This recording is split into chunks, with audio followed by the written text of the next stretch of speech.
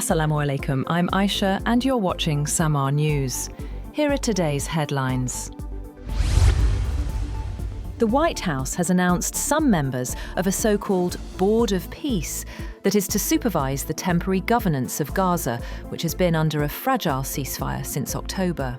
According to a plan the White House unveiled in October, the names include US Secretary of State Marco Rubio, President Donald Trump's Special Envoy Steve Witkoff, former British Prime Minister Tony Blair, and Trump's son-in-law Jared Kushner. Trump is the chair of the board.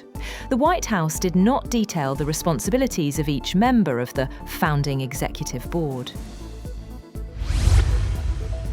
A new Palestinian committee tasked with governing Gaza has held its first meeting in Cairo. Mediators say the body will be led by former Palestinian Authority official Ali Shaath. The meeting comes as the United States moves ahead with Phase 2 of its Gaza plan, aimed at setting up a transitional technocratic administration.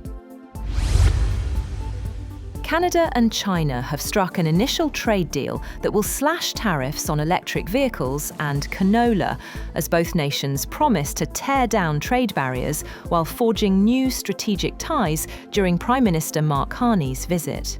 Carney said after talks with Chinese leaders, including President Xi Jinping, that Canada will initially allow in up to 49,000 Chinese electric vehicles at a tariff of 6.1% on most favoured nation terms.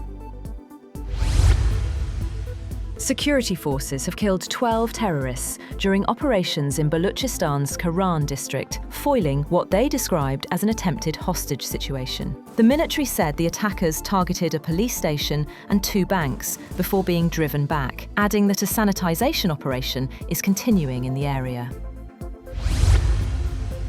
Iran's deadly crackdown appears to have broadly quelled protests for now, as state media reported more arrests on Friday in the shadow of US threats to intervene if killing continues. After President Donald Trump's repeated threats of military action against Iran in support of protesters, fears of a US attack have retreated since Wednesday. US allies, including Saudi Arabia and Qatar, conducted intense diplomacy with Washington this week to prevent a US strike, warning of consequences for the wider region that would ultimately impact the United States.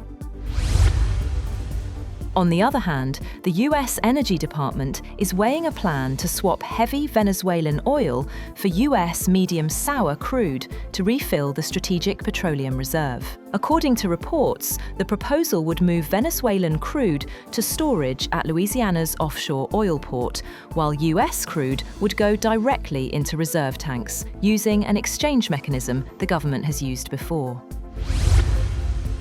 Also, thousands of Cubans have rallied outside the US Embassy in Havana against what they called US aggression after a US military operation in Venezuela that captured Nicolas Maduro and killed 32 Cuban officers. President Miguel Diaz-Canel, speaking in military uniform, urged unity against pressure from Washington as tensions between the two governments deepen.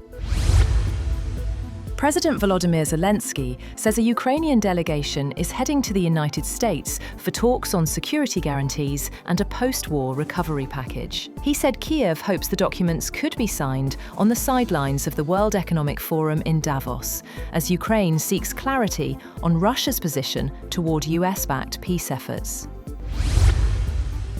And a landmark treaty to protect the world's high seas comes into force on Saturday, ending nearly 2 decades of negotiations. The agreement will legally bind more than 80 countries to conserve marine biodiversity in international waters. Environmental groups say the pact is a key step toward protecting 30% of the world's oceans by 2030. That's all for now. For more updates, visit www.samaa.tv. Thank you for watching Samaa News.